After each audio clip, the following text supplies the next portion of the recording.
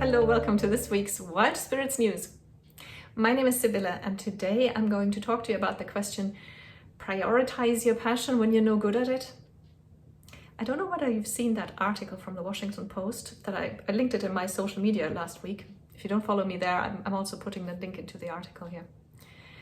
This 107-year-old artist has just incredibly fallen ill to and then survived the second pandemic of her lifetime, because when she was 6 years old she got sick of the flu back in the after the First World War, the huge flu pandemic, and now she got COVID-19 and survived it again.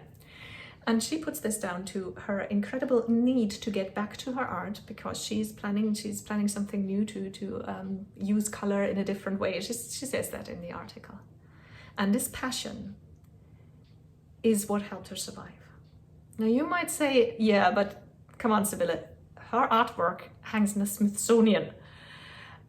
To which I'll reply, the Smithsonian is not what made her survive. Her immense passion and dedication to her art is what helped her survive. So to anyone who still thinks my work is kind of feel good and fluffy, I would like to point out this article. And therefore your mission today is to learn how it matters how good you are at your passion and how it doesn't. Task number 1 is learn why it doesn't matter. Okay, you'll think now, yeah, well, it doesn't matter how good you are, because every effort is beautiful and everything is good and valuable, right?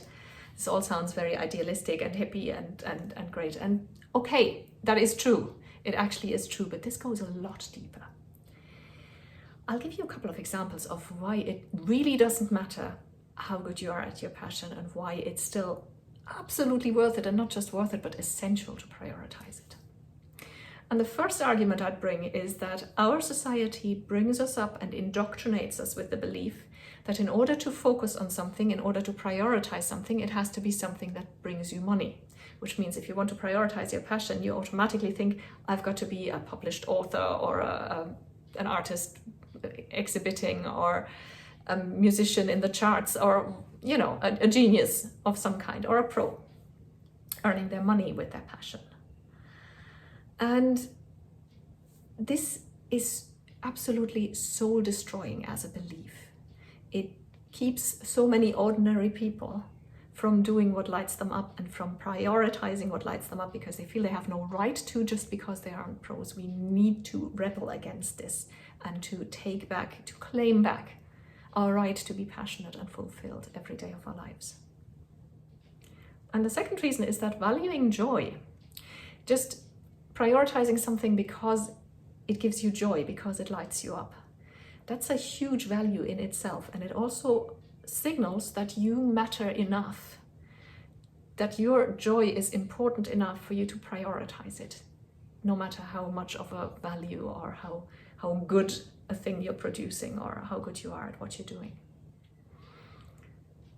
And the third is that it's actually very healthy to do something and to prioritize something that you're not good at. Try and suck at something for a while. It's actually really enlightening. We are also brought up with a belief that not being good at something is inherently bad. At school you get graded on the quality of your work.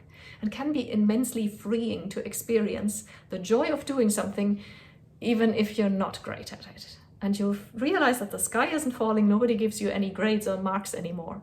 And you can actually still experience joy from it. That's an extremely liberating experience. And task number 2 is obviously learn why it does matter how good you are at your passion.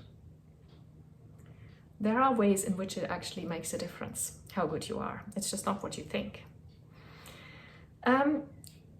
The nature of passion, the nature of being passionate about something, is that you care a lot about this. If it's a field of study, you will really care about this field of study, about whatever it is you're studying or learning.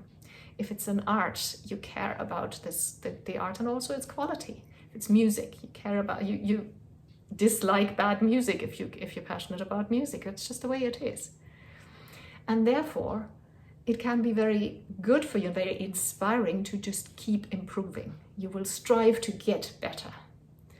Now, there's a very fine differentiation between wanting to be a pro and comparing yourself to pros and then feeling bad about yourself because you're not a genius or not a pro, or trying to get outside recognition by trying to write a book that gets published, trying to, get this outside validation from the rest of the world. That is something that can be very disheartening. But what is inspiring is improving yourself and continuously learning and growing, because that is the nature of passion. It's the nature of nature. Everything, a tree that doesn't grow is dying. So this is really ingrained in us. We want to learn and grow constantly, and it's something I absolutely encourage. So do strive to get better. Just don't measure it by some outward measure that it's somebody else's or society's, but only your own. It doesn't matter how good you are at your passion, whether you've started yesterday, or even if you started decades ago and are still not particularly good just because you're not very talented at it. None of this makes a difference. As long as you keep improving steadily, you're doing it right. Task number 3 is, as usual, let me know. Hit the reply button and tell me what you take away from this video. Are you hopefully encouraged to prioritize something that you're not a pro at? Or are you doing it already? I'd love to hear about it, and I'll write back, I promise. If you didn't get the link to the video in an email, that means you're not part of the Wild Spirits community yet, and you should join us. Go to wildspiritscoaching.com and fill in that little form there. You'll get 1 email per week, so it's 100% spam free. You get lots of extra information and articles, recommendations of books and other resources, and sometimes you get exclusive offers that are only for my subscribers that nobody else ever gets to see. So go to wildspiritscoaching.com and sign up, or you can Google Wild Spirits Coaching, that'll get you to my website as well. Thank you for watching.